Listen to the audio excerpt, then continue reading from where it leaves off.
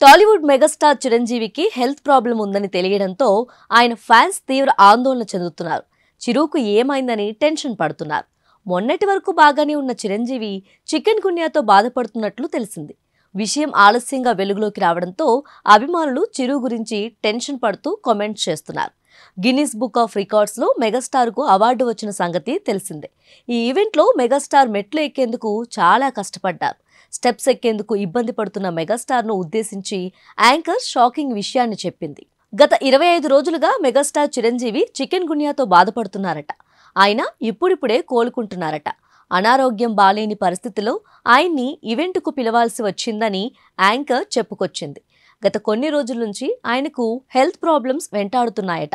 దీంతో mega fans ఆందోళన చెందుతున్నారు. చిరు త్వరగా కోలుకోవాలని కోరుకుంటున్నారు. చిరు గిన్నిస్ వరల్డ్ రికార్డు అవార్డు అందుకున్న కార్యక్రమానికి చిరు ఫ్యామిలీ మొత్తం వెళ్ళింది. అల్లు అరవింద్, పెద్ద కూతురు సుస్మిత, వరుణ్ తేజ్, సాయిధరం తేజ్, వైష్ణవ్ తేజ్ ఈవెంట్కి వెళ్లి సందడి చేశారు. ఇక అమీర్ ఖాన్ చేతుల మీదుగా చిరు గిన్నిస్ వరల్డ్ రికార్డు అవార్డును అందుకున్నారు.